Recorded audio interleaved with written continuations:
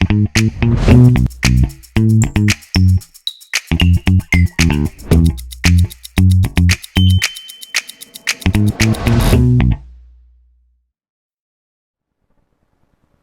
everyone. Welcome to Live with Suzi. I'm delighted to bring a new guest for this edition of our conversation today, and that's Alexandra Monir, who is an author. Also, she's an Iranian American composer, songwriter. I've had the pleasure of having an interview with Alexandra many, many years and following her steps all the way through until she just finished publishing her latest book, a number 7 book. It's called Black Canary, Breaking Silence. Welcome to the show, Alexandra, and it's lovely having you with us. Thank you so much, Suzi John. It's so great to get to talk to you again. Likewise, honey. Well, since these shows are very short and sweet, I want to jump into the actual questions, and that would be, start off, tell us about your working with Random House and DC Comics regarding your book, Black Canary, Breaking Silence, and tell us what is the book about, Alexandra, if you would kindly. Of course. So this was a really exciting and unique opportunity that I got to have, which is that DC Comics and Random House partnered up to develop this series of 5 books, and each book focused on a different legendary DC superhero written by a different young adult author, where we would get to tell all new origin stories about characters that most of us all know and love, like Batman, Wonder Woman, Catwoman. And I was given the opportunity to write a book about Black Canary, who's an amazing, amazing female superhero who isn't quite yet as well known as the other names I just mentioned, but she's becoming bigger and bigger from recent TV series like Arrow, the recent Birds of Prey movie with Margot Robbie that came out. And she's another one of those classic characters that's been around since the 40s. She's an incredible girl power icon. And so I got this amazing opportunity to write a book about her. And I decided to tell a story in which women's voices have been silenced under a dark, oppressive government. And Dinah Lance, the girl at the center of my story, who doesn't yet know that she will become the superhero known as Black Canary, she discovers that she is the only girl around that can still retain the power to sing, the power to use her voice. And she essentially uses this power to change the world around her. Amazing. Good for you. Powerful lady you are. More power to you. Seriously. So Thank you so much. Very difficult and different somehow, I should imagine, stepping into this world as an Iranian American woman and writing your own superhero story, whereas history-wise, we're more used to having male characters. Right, Alexandra? Yes, definitely. And that's one of the things I love so much about this character, is that she is a superhero from a time, again, she was first originally created. The first comics with this character came out in the 1940s, at a time when women were not seen as these super powerful, athletic, hero types. Right. And so this was a very boundary breaking character. So it felt very fitting that, an Iranian American girl, the daughter of immigrants, would get to write this American superhero story. That felt really special to me. And I was able to really bring a lot of my own background into the story. So I came up with a sort of my own spin on the character and on Gotham City, which we all know from the Batman movies. And I was able to kind of really put my own fresh take on it. I bet that has a lot to do with having a grandma, Monir Vakili, and her legacy that inspired you and for who you have become today. Definitely. You want to tell us a little about it? Of course, I know your family, but for my viewership and listenership, I would like for them to also get to know your grandmother. Absolutely. My grandmother was amazing. She was an absolute icon in Iran, and especially for women. She was Iran's foremost opera singer, but she was also someone who did so much for the next generation of artists and for girls in particular. In fact, she opened the very first co-ed boarding school for classical singers in Iran. And she did so many amazing things in the country. She was this incredible, powerful woman. And then all of a sudden, as you well know, when the revolution happened with the new regime change, suddenly women's rights were just dramatically stripped. And my grandmother went from founding this incredible opera company and constantly performing on stage and on TV to having all of that just taken from her overnight. And the school closed, everything that she had worked so hard to build.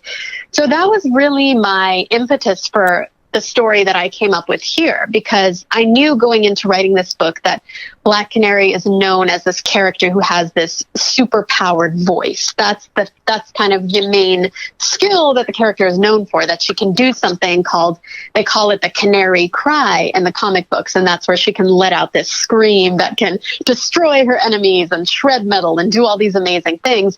And so to me, that was extra poignant coming from a family, an Iranian family, where women's right to sing publicly had been taken from them, along with so many other rights. So that's why I decided to write a story where Gotham City has been taken over by these sinister forces, this oppressive, autocratic government that has tamped down so much on women's rights, and where they aren't able to sing anymore. But there's one girl who can change that. So it's sort of like writing my grandmother's story, but also writing, a happy ending for her that on the page that she didn't get to have in real life. Absolutely. Well, now, on that note, I do also realize that you wrote original music for this book, and Yes. in particular, a female empowerment anthem called The Black Canary Sings. Would you mind telling us a little about the song and where we can go actually hear it after Yes. the book? Definitely. That was one of the most fun parts for me of this project, was the fact that as the character Dinah Lance is writing music in the book and finding her voice, I was able to write music for her. And that's another skill that I inherited from the women in my family. My mother, Zaza, she is an accomplished recording artist and songwriter I was herself. just going to say that you have a beautiful mother for an artist who also I had the pleasure of interviewing in the past. I know. Yes. Aren't you lucky having a great, talented family? Oh my gosh, they completely made me who I am, 100%. And so I inherited, the singing from my grandmother and my mom, and I inherited the songwriting from my mom. And so I was able to write 3 songs for the book, and one of them I recorded, which is basically like the theme song of the whole project. And Penguin Random House, they have a SoundCloud. It's Penguin Random House Audio. And that's where you can hear the song for free. That's lovely. Such a great job you did. Really, really. I'm so proud of you, Alexandra. Thank you so much. And on that note, let me ask you my kind of last question, which would be, what is really the message that you hope to give to your readers that after reading the book, they can take with them? Yeah, well, the book is geared towards teenagers and young people, but I found that as many of my readers of this book in particular are adults as well. And I think it's a message that is particularly poignant for young people, but is very universal as well, which is that essentially the most important power that we need to change our circumstances or to change the world around us is our voice.